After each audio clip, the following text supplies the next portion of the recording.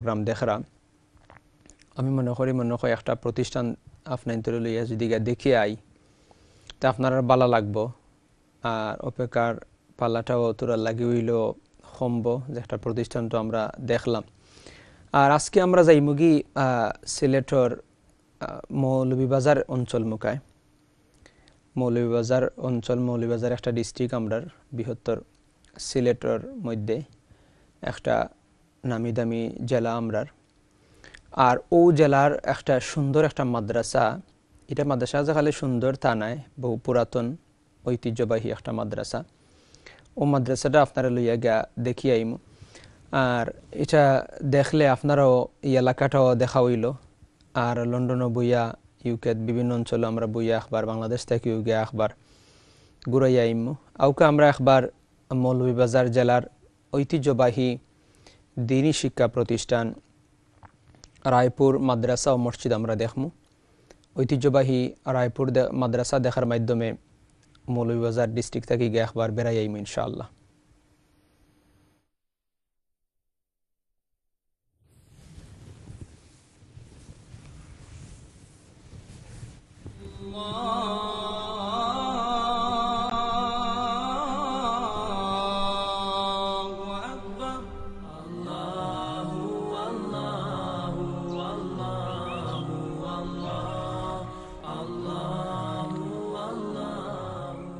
মৌলভীবাজার জেলার মধ্যে সবচেয়ে পুরনো দ্বীনী শিক্ষা প্রতিষ্ঠান জামিয়া ইসলামিয়া রায়পুর মামরুদপুর টাইটেল মাদ্রাসা। 1906 সালে নির্মিত এই স্থাপনার বর্তমান বয়স 110 বছর। শহর থেকে কয়েক কিলোমিটার দূরে অবস্থান হলেও এই মাদ্রাসার আলাদা বৈশিষ্ট্য রয়েছে। তবে শুধু বয়সে নয়, শিক্ষার মানের দিক দিয়েও মাদ্রাসাটি সবার মনে স্থান করে নিয়েছে। প্রতি বছর কাঙ্ক্ষিত ফলাফল করে মাদ্রাসার মুখ উজ্জ্বল করছে একঝাঁক শিক্ষার্থী। শিক্ষার মান অনেক ভালো। শিক্ষা আরবি, ইংরেজি, উর্দু, বাংলা এবং অঙ্ক, বিজ্ঞান, এগুলা সব জাতি, রাষ্ট্রবিজ্ঞান, সব জাতি শিক্ষা দেওয়া হইতেছে এবং দিন দিন এই শিক্ষার মান বর্ধিত হয়েছে। আবার বাংলাদেশ বেফাকুল মাদারিসে আরবিয়ার মধ্যে আমরা যে গত পরীক্ষায় গেছে আর স্টার মার্ক পাইছে, জানি আমাদের ছাত্র অনেক ফলাফল ভালো আনছে। বর্তমানে মাদ্রাসায় 600 জন শিক্ষার্থী রয়েছেন। শিক্ষকের দায়িত্ব পালন করছেন 27 জন। বৃহৎ শিক্ষার্থীদের মধ্যে 150 জন এতিম শিশুকে শিক্ষা, চিকিৎসা সহ মাদ্রাসার পক্ষ থেকে সকল ধরনের সহযোগিতা করা হয়ে থাকে। মাদ্রাসায় আবাসিক ব্যবস্থা থাকায় জেলার প্রত্যন্ত অঞ্চল থেকে শিক্ষার্থীরা এসে এখানে জ্ঞান লাভ করছে। 1.5 কেয়ার জমির উপর নির্মিত মাদ্রাসায় শিশু শ্রেণী থেকে হিফজ সহ টাইটেল পর্যন্ত শ্রেণী কার্যক্রম চালু রয়েছে। মাদ্রাসায় রয়েছে একটি সমৃদ্ধ লাইব্রেরি। প্রায় 4000 কিতাব এবং গ্রন্থ সংগ্রহে রয়েছে। 3 তলা বিশিষ্ট মাদ্রাসার নিচতলা ঈদগাহ হিসেবে ব্যবহার করা হচ্ছে। ফলে প্রতি বছর ঈদের নামাজের জন্য এই মাদ্রাসার আলাদা সুনাম রয়েছে। মাদ্রাসার উন্নয়নে প্রবাসীদের অনুদান অতীতের মতো এখনও অব্যাহত রয়েছে। বলা যায়, গ্রামের প্রবাসীরাই মাদ্রাসার উন্নয়নে সবচেয়ে বড় ভরসা। মাদ্রাসার সীমানার বাইরে রয়েছে মসজিদ। শিক্ষার্থীরা সেই মসজিদেই আদায় করেন নামাজ। মাদ্রাসা ঘেঁষেই রয়েছে রায়পুর মামরুদপুর সরকারি প্রাথমিক বিদ্যালয়। গ্রামের ভেতরে মাদ্রাসার অবস্থান হওয়ায় চারপাশের পরিবেশও চমৎকার। আশেপাশে রয়েছে কৃষি জমি। জানা যায়, একটি টিনশেডের কক্ষ দিয়ে মাদ্রাসার যাত্রা শুরু হয়েছিল।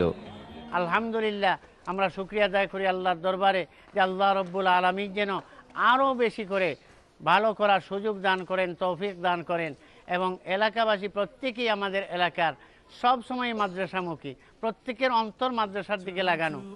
সবার সাহায্য সহযোগিতায় সেই মাদ্রাসা এখন গোটা জেলায় নীরবে জ্বালিয়ে যাচ্ছে ঐতিহ্যের আলো।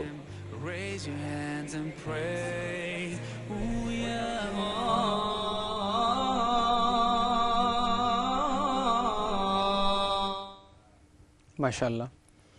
আমরা ঐতিহ্যবাহী মৌলভীবাজার জেলার রায়পুর টাইটেল মাদ্রাসা আমরা দেখলাম, খুব ভালো লাগছে। আর যে সময় ক্লাসরুমের ছাত্রসকল যে উস্তাদের সামনে বইয়া ক্লাসরুমে তারা ক্লাস করা দেখিয়া মনে হয়েছে যে আমি মনে হয় নিজেও মনে হয় আমি আমার মাদ্রাসার জীবনও ফিরিয়া গেছিলাম কি। এই সমস্ত প্রতিষ্ঠান সকল দেখলে নিজের ছাত্র জীবনের কথা মনে হয়ে যায়, যেহেতু প্রতিষ্ঠান আমরাও লেখাপড়া করছি এরকম প্রতিষ্ঠানও। আর রায়পুর টাইটেল মাদ্রাসাও দেখলাম, বড় সুন্দর এক মাদ্রাসা, একাডেমিক ভবনগুলোও খুব চমৎকার। আর ছাত্র সকলতে ক্লাস করা এই দৃশ্যগুলো দেখলাম। পাশাপাশি মাদ্রাসার সামনে যে খোলা মাঠটা, এটা খুবই সুন্দর, খুব ভালো লাগছে। আসলে মাদ্রাসার সামনে এরকম বড় বড় মাঠ হল মাদ্রাসা হল তো থাকে, আর প্রতি বছর বাৎসরিক ওয়াজ মাহফিল, ইসলামিক সম্মেলন ও মাঠ হল তো হয়।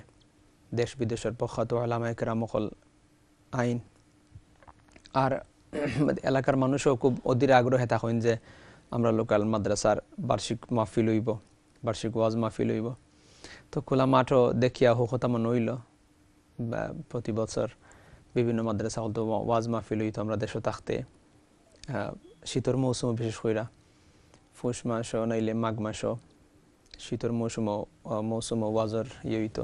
আমরা যাইতাম এক এলাকা থেকে আরো এক এলাকাত, এক মাদ্রাসা থেকে আরো মাদ্রাসা ছাত্র হল আমরা অংশগ্রহণ করতাম। পাশাপাশি এই মাদ্রাসাটাও দেখলাম। আর বড় সুন্দর একটা মসজিদ মাদ্রাসার লগে, মসজিদটাও আমরা দেখলাম। পোস্ট অফিস দেখলাম। এটা বাংলাদেশের আসলে পোস্ট অফিস এখন খুব নীরব হয়ে গেছে কি, কারণ সিটির আদান প্রদান এখন খুব কমে গেছে কি। ডাকঘর যেটা আমরা দেখলাম খুবই ফাঁকা অবস্থার মধ্যে আছে দেখলাম, আর তো মিস করলাম দেশের এই অবস্থা। মসজিদটাও দেখে ভালো লাগছে, প্রাইমারি স্কুলও।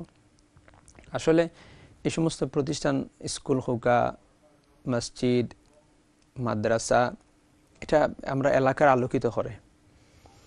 আমরা এলাকাত হোক বা আপনার এলাকাত হোক, প্রতিষ্ঠান থাকার কারণে শিক্ষার হার